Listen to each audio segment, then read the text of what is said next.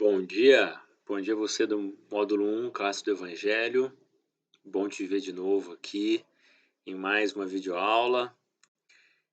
Continuamos em quarentena, então o módulo continua online.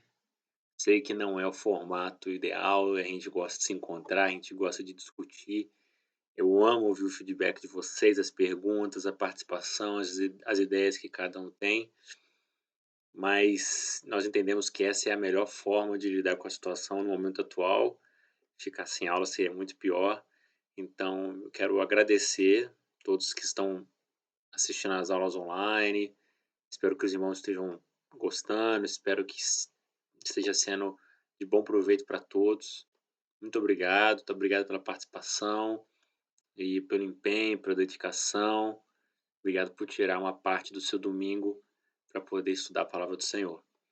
Estamos quase chegando no final desse módulo e hoje nós vamos estudar um tema super interessante, um tema que eu amo, tenho o maior prazer em estudar, em aprender, em discutir. Eu vou tentar fazer uma aula um pouco mais curta, vamos colocar em uma meta entre 20 minutos, em torno de 20 minutos, um pouquinho mais, e espero que os irmãos estejam sedentos pela palavra do Senhor.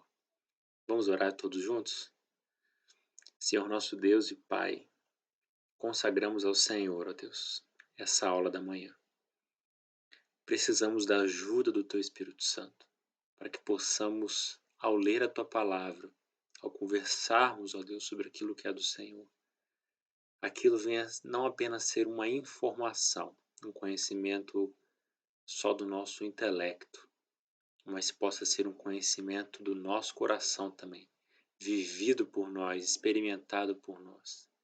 Que nós não venhamos apenas aprender que o Senhor é Pai, mas que nós possamos desfrutar desse relacionamento, que é o interesse do Senhor nas nossas vidas. Nos ajuda, Senhor. Abre a nossa mente, nosso coração e faz essa palavra germinar em nossa vida. Em nome do Senhor Jesus, eu peço a tua bênção e a tua ajuda. Amém. Amém, meus irmãos? Vamos lá, então. Hoje, o tema da aula é adoção. Deixa eu clicar aqui. Adoção, capítulo 17 da nossa apostila. Quem tem a apostila aí pode usar como material de apoio. Como sempre, ela é um pouco mais aprofundada. Hoje a gente vai tentar passar aí rapidamente sobre esse tópico, mais rápido, mas sempre com a profundidade que é requerida das nossas aulas. Nós aprendemos aí nas bênçãos da salvação, né? Como temos sempre visto, revisitado, né? Que Deus chama, Deus ele nos dá uma nova natureza, nos faz nascer de novo, nos chama ao arrependimento, nos dá fé, nos justifica, nos adota, que é o tema de hoje. A partir do momento da adoção, ele passa a nos santificar até que cheguemos na glória. Hoje nós vamos estudar esse ponto, adoção. O que significa sermos adotados pelo Senhor? O que a Bíblia fala sobre este assunto? Ficou uma lacuna aí, né? Entre a justificação e a glorificação, que foi o tema da aula passada, que é o próprio fato de Deus nos chamar seus filhos. Olha só o que diz lá em João 1, 12 e 13. Aos que o receberam, aos que creram em seu nome, deu-lhes o direito de se tornarem filhos de Deus, os quais não nasceram por descendência natural, nem pela vontade da carne, nem pela vontade de algum homem, mas nasceram de Deus. Então a primeira coisa que a gente vê aqui é Jesus falando que não é para todo mundo isso. Quem é que é filho de Deus? Os que o receberam, e os que creram em seu nome. Quem são os que receberam a Deus e creram em seu nome? Os que nasceram de novo, que é aquela aula do novo nascimento. Então, aqueles que nasceram de novo, aqueles que receberam a Cristo e creram em seu nome, Deus deu-lhes o direito de se tornarem filhos de Deus. Então, agora nós não somos apenas justificados. Nossos pecados não são apenas perdoados. Agora nós nos tornamos filhos. Isso é muito melhor do que apenas ser justificado. Porque ser justificado significa que a gente não é mais inimigo de Deus. Mas a gente podia ser como qualquer outro súdico qualquer, que não tem inimizade. Mas Deus ele não apenas nos traz para o reino de novo, mas ele nos traz para a sua mesa, para comer na sua mesa, que é o que os filhos fazem com o rei. E olha só, os quais não nasceram por descendência natural, nem pela vontade da carne, nem pela vontade de algum homem, mas nasceram de Deus. O que, que ele está dizendo aqui com nasceram por descendência natural? Com o nosso primeiro nascimento, nós temos uma descendência, o pai, a mãe, o avô, a avó, essa é a nossa descendência, de onde nós descendemos. Quando nós morremos para o mundo e nascemos de novo, nós não nascemos de novo do mesmo útero, nós não nascemos de novo na mesma mãe, nós nascemos de novo de Deus. Ó, nasceram de Deus. Isso significa que a nossa herança é diferente, isso significa que a nossa linhagem é diferente, isso significa que a nossa identidade é diferente, tem várias outras bênçãos que decorrem desse novo nascimento. Mas os irmãos percebem que a adoção começa quando nós nascemos de novo. E quando a gente nasce de novo, a gente nasce filho de Deus e não mais filho natural, como a gente era. Ok? Esse é o ensino poderoso das Escrituras. Então, o que é a adoção? A adoção é a nova posição em que Deus nos coloca como seus filhos legítimos e não mais inimigos ou criaturas. Então, estávamos debaixo da ira de Deus. Lembra do Éden? Nós pecamos contra o Senhor, nós desobedecemos a sua vontade e ele nos expulsa da sua presença e a ira dele estava armazenada contra nós porque nós o traímos, nós nos rebelamos contra ele. E toda a criação, os animais, as estrelas, o universo, sofria por causa do pecado, ainda sofre. Romanos 7:8 fala um pouco sobre isso. Agora, quando ele nos perdoa, ele não apenas nos coloca ao status de não sermos odiados mais, mas ele nos transforma em filhos legítimos. Isso muda completamente a nossa posição. Isso nos traz de novo lá para o Éden, onde Deus nos criou para ter aquele relacionamento. Então, Deus ele não apenas corrige uma parte do que a gente fez de errado, Deus ele corrige tudo. A adoção é essa correção completa para a gente voltar a ter relacionamento com Deus. Gálatas 4:4-7 é um texto muito usado para poder falar sobre esse ponto. Deus fala bem assim: mas quando chegou a plenitude do tempo, Deus enviou seu filho, nascido de mulher, nascido debaixo da lei, a fim de redimir os que estavam sob a lei, para que recebêssemos a adoção de filhos. E porque vocês são filhos, Deus enviou o Espírito de seu Filho aos seus corações, o qual clama: Abba, Pai. Significa, né, papai ou paizinho. Assim, você já não é mais escravo, mas filho. E por ser filho, Deus também o tornou herdeiro. Então vamos parar nesse texto e vamos analisar o que Deus está dizendo aqui. Vamos começar aqui do começo. Mas quando chegou a plenitude do tempo, Deus enviou seu filho. Bom, quando um casal vai adotar uma criança, é a criança que vai até a casa do pai pedir para ser adotada, bate lá na porta e fala: vocês poderiam me adotar? Aí no outro dia bate outro: vocês poderiam me adotar? Não. É o casal que vai até a criança e fala: e nós queremos ser seus pais. Então a palavra de Deus diz aqui que Deus enviou seu filho. A gente fez alguma coisa para ele enviar? Não. A gente fez para ele não enviar, né? Nós fizemos tudo que a gente podia fazer para poder correr de Deus, para nos rebelar contra ele, mas sem mérito algum, ele envia seu filho, nascido de mulher, nascido debaixo da lei, pagou o preço que era nosso, para que nós pudéssemos adotar. Então, se Deus ele começou essa obra quando a gente estava na rebeldia e no pecado, e ele não usou mérito nenhum nosso, não se baseou em nenhuma mérito, em nenhuma obediência para nos convidar para sermos seus filhos, porque agora, já sendo filhos, nós vamos basear nossa relação com ele em mérito, achando que quando pecarmos ele vai nos abandonar? Não faz sentido. Se fosse assim, ele nem nos teria adotado como filhos em primeiro local. Então essa já é um ponto que tem que nos trazer paz. Isso partiu de Deus. E se partiu de Deus, significa que nada do que a gente pode fazer vai alterar isso. Isso é uma firme segurança para a gente. Então, isso parte de Deus. Quem cumpre o plano é o Filho. Então, o Filho vem, paga o preço, sofre como a gente já viu, e ele conquista esse direito para nós, a fim de que recebêssemos a adoção de filhos. E porque vocês são filhos, Deus enviou o Espírito de seu Filho, que é o Espírito Santo, aos seus corações, o qual clama Abba Pai. Olha só, então Deus faz o plano, o Filho cumpre o plano, o Espírito executa o plano. Vocês estão vendo a trindade aí executando a adoção.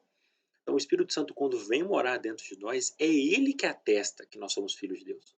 Se nós temos alguma dúvida que nós somos filhos de Deus, você pode perguntar ao Senhor. O Espírito que mora em você, se você for um filho de Deus, ele vai te dar essa paz, essa certeza que você é filho de Deus.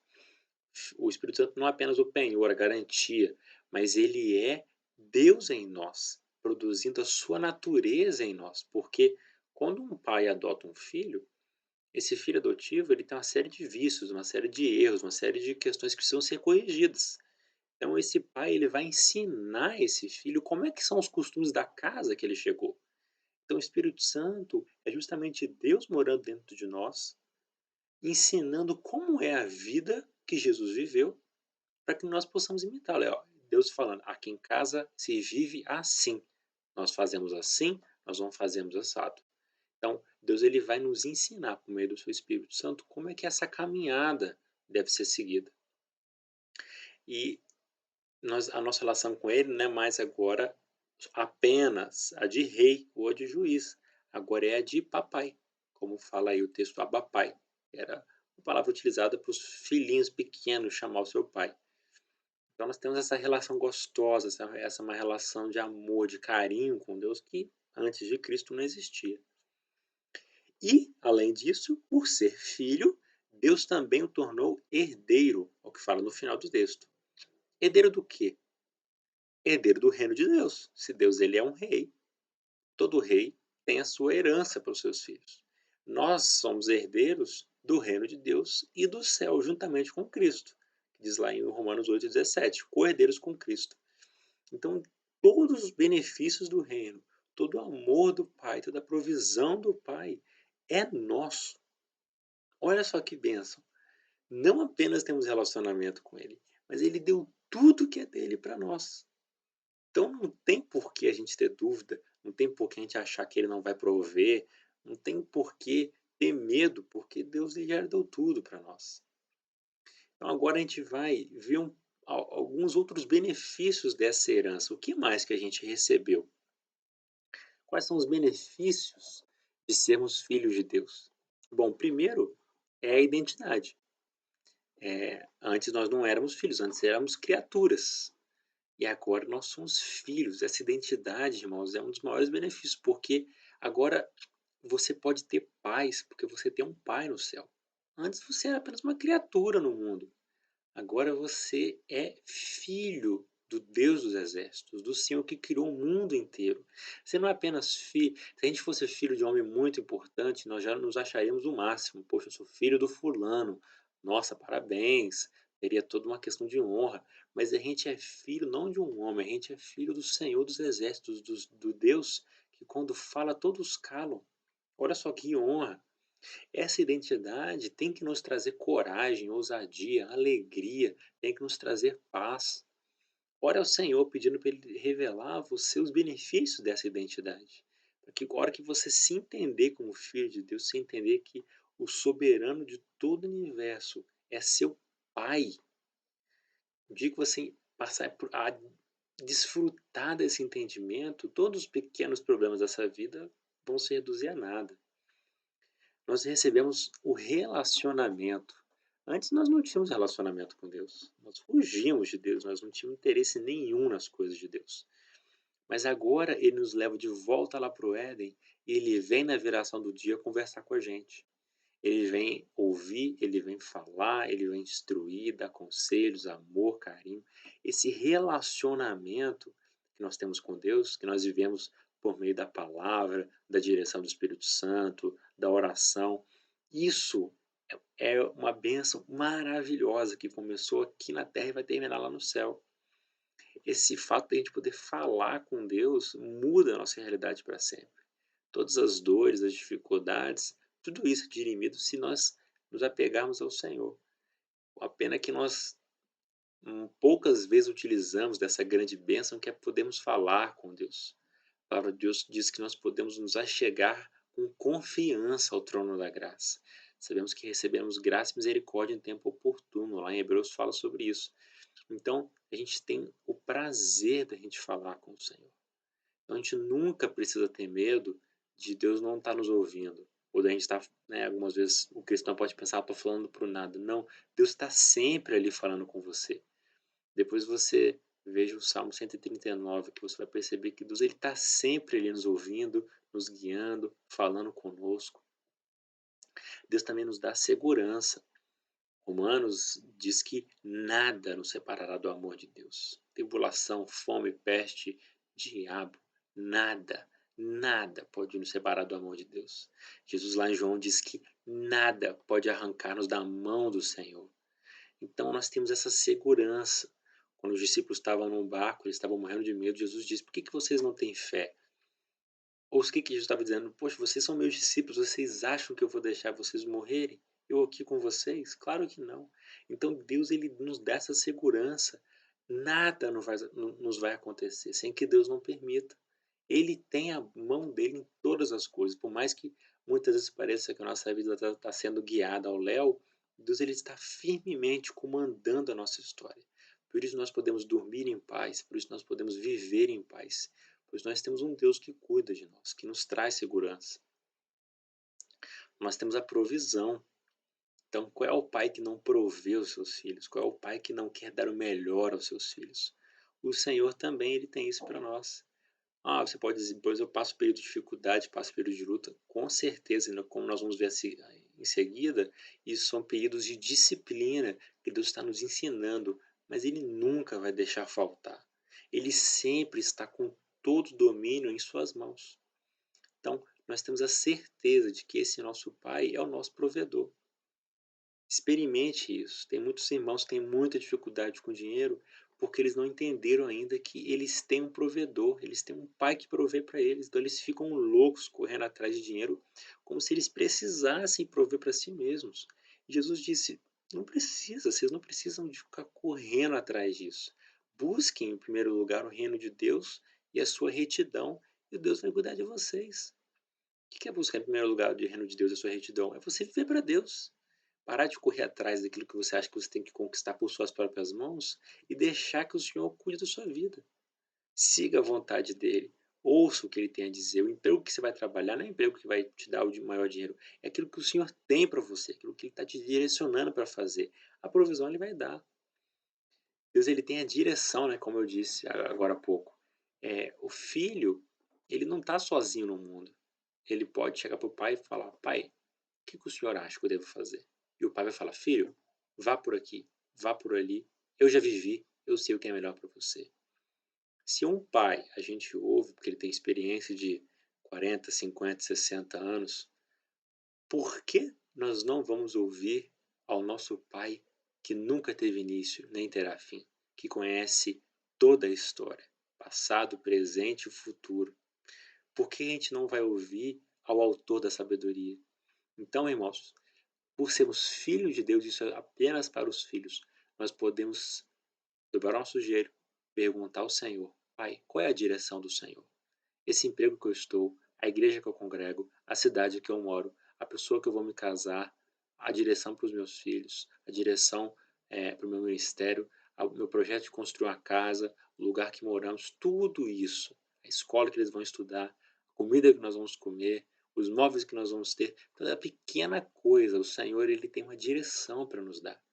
Então nós não vivemos nessa vida mais andando de um lado para o outro, como se não tivesse direção nenhuma, como se nós decidíssemos tudo. Não, o salmista diz que Deus já tem toda a nossa vida escrita já no seu livro. Efésios diz que Deus preparou de antemão as boas obras que nós já deveríamos praticar. Então nós precisamos só apenas perguntar para o Senhor: pai, qual é a tua direção agora? Ele vai falar: vá por aqui, vá por ali. É por isso que você não pode se apegar a nada, porque se um dia ele te der uma direção e você ficar com medo, você não vai seguir. Então creia que o Senhor cuida de você. E ouça e pergunte a ele qual é a direção. Toda pessoa na palavra que perguntou ao Senhor obteve resposta. Então nós temos também acesso a Deus. Ninguém, nenhum súdito, né, nos reinos passados podia entrar na presença do rei se ele não fosse autorizado. Ainda mais um rebelde. O rebelde ele nem passaria perto. Mas o filho, ele sempre tem acesso ao pai. Ele nunca precisa ter medo de entrar na presença do pai. Ele entra na presença do pai, ele conversa com o pai, ele sai, ele volta.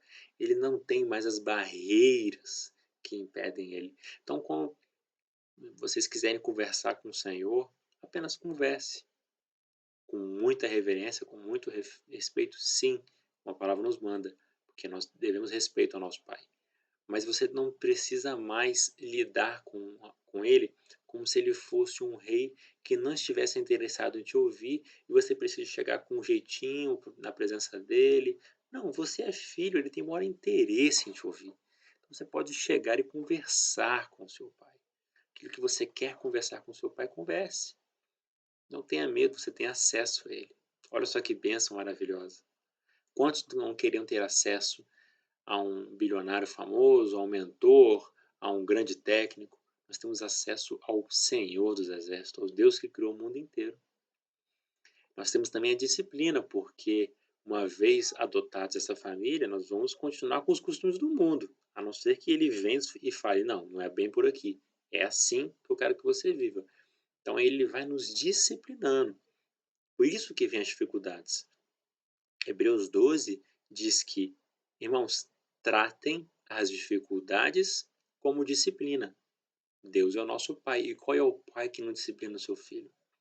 Então, a partir de agora, as dificuldades não é mais a ira de Deus. As dificuldades agora são disciplina. Toda dificuldade que passamos é Deus nos disciplinando para que nós possamos nos parecer mais com Jesus. Então, se você disciplina o seu filho por ele estar fazendo algo errado, por que você não acha que o Senhor vai te disciplinar? Então, agora, o nosso interesse ao passar por uma dificuldade não é apenas ser liberto dela, mas é perguntar, pai, qual que é o aprendizado que o Senhor tem para mim com essa dificuldade? Porque ele tem um interesse, senão ele não permitiria a dificuldade. Isso muda muito a nossa visão de dificuldade, de dor, de luta, porque a gente entende que em tudo isso o Senhor está nos ensinando algo, está nos moldando, ou está permitindo que a gente passe por algo, para que a gente desfrute de uma recompensa no céu. A gente nunca vai saber o motivo do Senhor, mas a gente sempre sabe que há um motivo. E a gente pode confiar nesse motivo. Deus também nos dá uma família. Deus não adotou apenas a mim, apenas a você, Deus adotou milhares de filhos, milhões de filhos. Então nós temos irmãos, nós temos o nosso irmão mais velho, que é Jesus Cristo, que é o primogênito, nós temos a presença do Espírito, a comunhão dos irmãos, que é a igreja, quando a gente se reúne. Então nós temos o prazer de não caminharmos sozinhos nessa vida, mas temos pessoas que lutam lado a lado conosco, para poder também chegar ao objetivo que queremos, que é obedecer a Deus, que é andar com o Senhor, que é agradar a Jesus, que é chegar até o céu. Então, nós não estamos mais lutando sozinhos.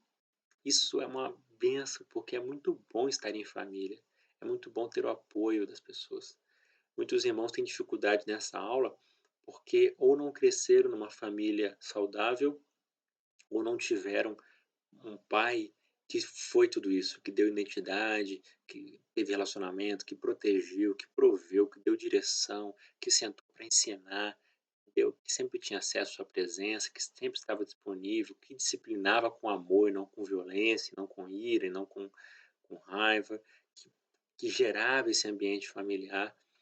Mas, irmão, se você teve uma herança que não te traz boas memórias, entenda que agora você tem a oportunidade de criar tudo isso no seu lar, baseado nessas bênçãos, baseado em como Deus ele cria a sua família, cria a sua também.